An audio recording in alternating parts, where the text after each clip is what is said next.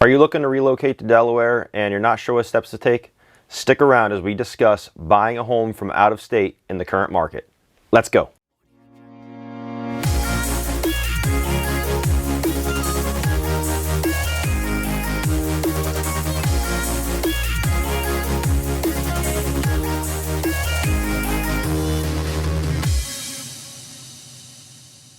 What's going on, everybody? Welcome back for another edition of Living in Coastal Delaware. I'm your host, Matt Lunden, your Coastal Delaware realtor. And like I mentioned, today we're going to be discussing the process of buying a home from out of state and what you can expect in the current market, and just some nuances as to, like I said, what you're going to be looking for and what you can expect moving forward in this challenging market.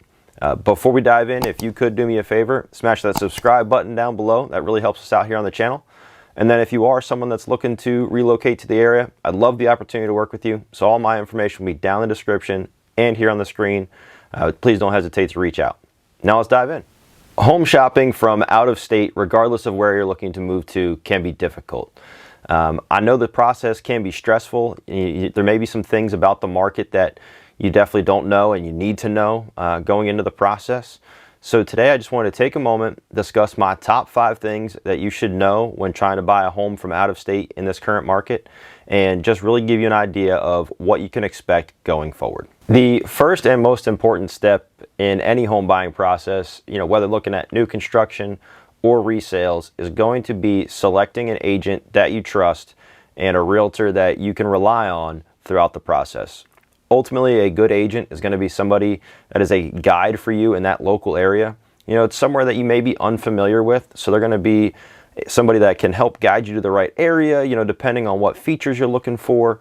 They'll be able to give you honest opinions about homes that come on the market and really just be an area expert for you in that market. It's important to select somebody that is actively, representing buyers and sellers in the current market.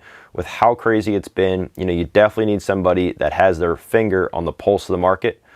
Ultimately, I hope you end up deciding to work with me, but I understand that, many people know different agents in the area, and just make sure the one that you're selecting has your best interest in mind.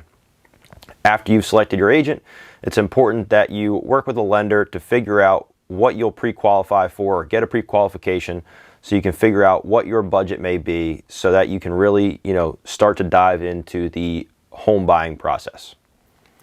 Step number 2 is going to be work with your agent, be open and honest with them about exactly what you're looking for. It's important at the start that you start kind of broad with your search. That's going to be something that returns the most options for you. In the current market, it's still likely not to be very many options just because the inventory has been so low. But as you look through different homes online, maybe your agent goes and visits some and sends you some video and maybe hops on like a FaceTime or a Zoom, and you guys walk through the home together. It's important that you're open and honest with that agent with all feedback. What you like, what you dislike, some things that you may wish that you had that aren't in that home. This is going to help your agent definitely, start to formulate what you're looking for a little better and understand your needs and wants a little better. And that'll ultimately get you into the home you love. Number 3 on the list is going to be prepared to act quickly. In the current market, we see some folks that, maybe a home comes on the market on a Monday or Tuesday, and they say, okay, well, I'll come down on Saturday to see it. That's just not possible anymore. Homes are typically going under contract in a day or two. So you need to be prepared to act quickly. And that could mean submitting an offer without actually seeing the house in person. There's definitely some trust that you're going to have in your agent as they walk through the home. Listen to their feedback. They'll be able to give you an honest opinion. That's why it's imperative to find one that is actively representing buyers and sellers, because they'll have an idea of exactly what you need to do to get into that home. More likely, if you can't get down the same day that it goes on the market or the next day, more than likely it'll be under contract by that 3rd or 4th day. And if you're wanting to see it in person, you need to make a plan to act quickly and move quickly, because there's a chance that if you wait, it's going to be gone. And if it's your dream house that, it checks all the boxes that you're looking for, if you wait and you lose out, you're going to get frustrated in the end. Number 4 on the list is going to be put your best foot forward and start strong. In the current market, with the way things have been moving so quickly, just about every listing has multiple offers being placed on it. And the truth of the matter is, if you're not putting your best foot forward, you're likely going to lose. Now, that doesn't necessarily mean, hey, I've got to put in strictly price is the best, option for everybody. Price plays a factor, but there's also other terms in the contract. What contingencies are you including? Home inspection, financing. I've got to sell a home first. Maybe somebody, they have the highest price, but if they have to sell a home first, that's a layer of complication for that seller that they may not entertain that offer because of that home sale.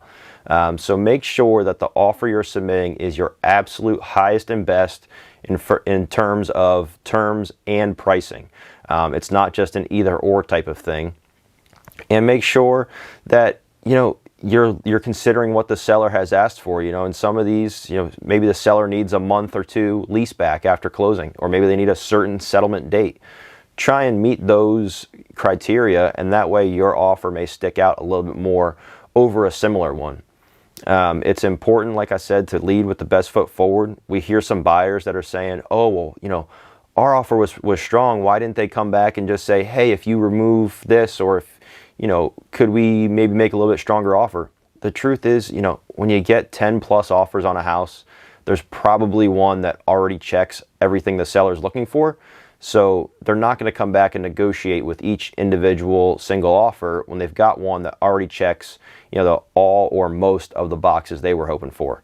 So make sure when you go in, you're submitting your best offer possible, and that, ultimately in the end, if you lose out, just know that you did the best that you could have done.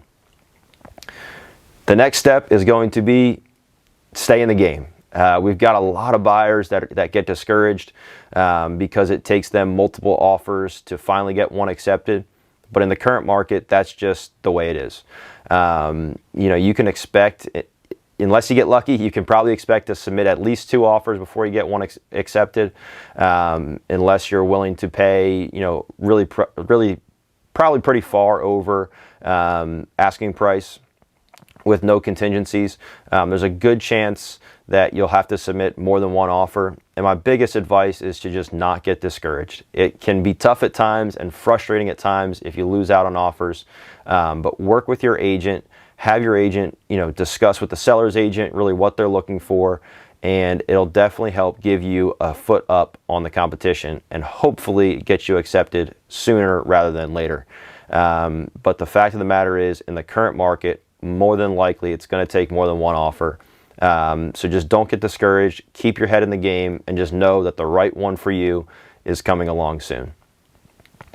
That's going to do it for our tips and tricks in buying a home from out of state here in coastal Delaware.